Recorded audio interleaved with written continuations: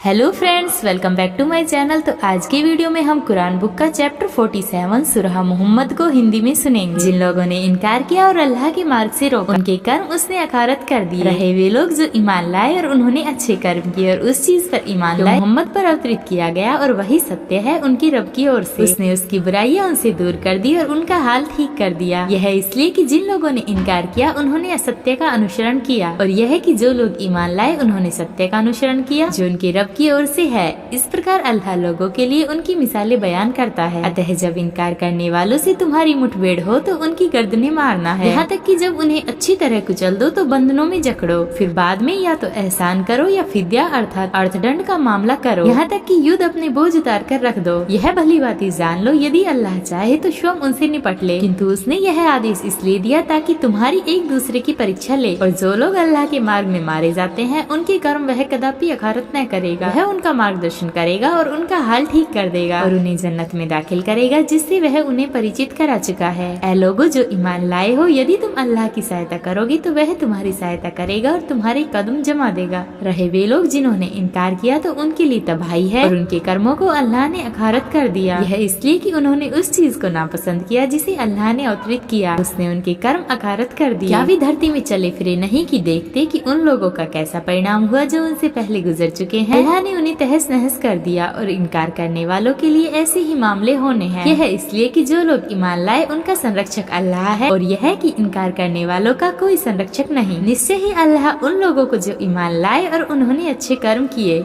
ऐसे बागों में दाखिल करेगा जिनके नीचे नहरें बह रही होंगी। रहे वे लोग जिन्होंने इनकार किया वे कुछ दिनों का सुख भोग रहे हैं और खा रहे हैं जिसे चौपाई खाते हैं और आग उनका ठिकाना है। कितनी ही बस्तियां थी जो शक्ति में तुम्हारी उस बस्ती से जिसने तुम्हें निकाल दिया बढ़ चढ़कर थी, हमने उन्हें विनष्ट कर दिया, फिर कोई उनका सहायक न हुआ। तो क्या जो व्यक्ति अपने रब की ओर से एक स्पष्ट प्रमाण पर हो वह उन लोगों जैसा हो सकता है जिन्हें उनका बुरा कर्म ही सुहाना लगता हो और वे अपनी इच्छाओं के पीछे ही चलने लग गए हो। उस जन्नत किसान जिसका वादा डर रखने वालों से किया गया है यह है कि ऐसे पानी की नहरें होंगी जो प्रदूषित नहीं होता और ऐसे दूध की नहरें होंगी जिसके स्वाद में तनिक भी अंतर न आया हो और ऐसे पेय की नहरें होंगी जो पीने वालों के लिए मजा ही मजा होंगी और साफ सुथरे शहद की नहरें भी होंगी और उनके लिए वहाँ हर प्रकार के फल होंगे और क्षमा उनके अपने रब की ओर से। वे उन जैसे हो सकते हैं जो सदैव आग में रहने वाले हैं और जिन्हें खोलता हुआ पानी पिलाया जाएगा जो उनकी आंतों को टुकड़े टुकड़े करके रख देगा। और उनमें कुछ लोग ऐसे हैं जो तुम्हारी ओर कान लगाते हैं, यहाँ तक कि जब वे तुम्हारे पास से निकलते हैं तो उन लोगों से जिन्हें ज्ञान प्रदान हुआ है कहते हैं उन्होंने अभी अभी क्या कहा।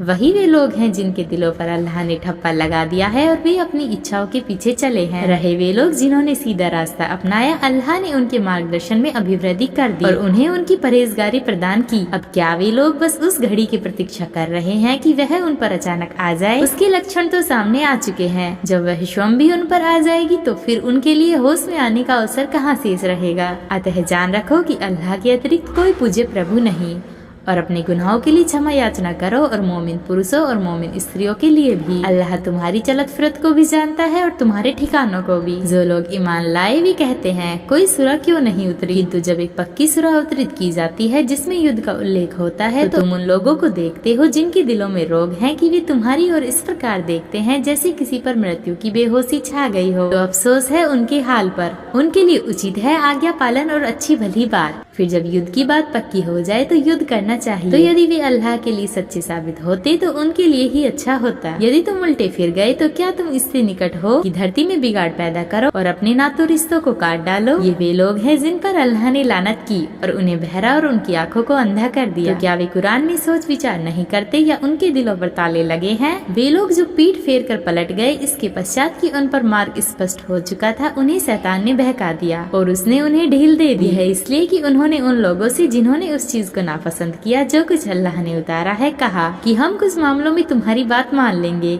अल्लाह उनकी गुप्त बातों को भली भांति जानता है। फिर उस समय क्या होगा जब फरिश्ते उनके चेहरों और उनकी पीठों पर मारते हुए उनकी रूह कब्ज करेंगे। यह इसलिए कि उन्होंने उस चीज का अनुसरण किया जो अल्लाह को अप्रसन्न करने वाली थी और उन्होंने उसकी खुशी को नापसंद किया तो उसने उनके कर्मों को अखारत कर दिया। अल्लाह से कोई चीज छिपी है या जिन लोगों के दिलों में रोग है वे समझ बैठे हैं कि अल्लाह उनके द्वेषों को कदापि प्रकट न करेगा। यदि हम चाहे तो उन्हें तुम्हें दिखा दें, फिर तुम उन्हें उनके लक्षणों से पहचान लो, किंतु तुम उन्हें उनकी बातचीत के के ढंग से अवश्य पहचान लोगे। अल्लाह तो तुम्हारे कर्मों को जानता ही है। हम अवश्य तुम्हारी प्रतीक्षा करेंगे, यहाँ तक कि हम तुम में से जो जिहाद करने वाले हैं और जो दृढ़ता पूर्वक जमे रहने वाले हैं उनको जान ले, तुम्हारी हालतों को जांच ले। जिन लोगों ने इसके पश्चात की मार्ग उन पर स्पष्ट हो चुका था, इनकार किया और अल्लाह के मार्ग से रोका और रसूल का विरोध किया, वे अल्लाह को कदापि कोई हानि नहीं पहुंचा सकेंगे, बल्कि वही उनका सब किया कराया उनकी जान को लागू कर देगा। ऐ ईमान लाने वालों, अल्लाह का आज्ञा पालन करो और रसूल का आज्ञा पालन करो और अपने कर्मों को विनष्ट न करो। निश्चय ही जिन लोगों ने इनकार किया और अल्लाह के मार्ग से रोका और इनकार करने वाले ही रहकर मर गए, अल्लाह उन्हें कदापि क्षमा न करेगा। अतः ऐसा ना हो कि तुम हिम्मत हार जाओ और सुलह का निमंत्रण देने जाओ जबकि तुम ही प्रभावी हो। अल्लाह तुम्हारे साथ है और वह तुम्हारे कर्मों के फल में तुम्हें कदापि हानि न पहुँचाएगा।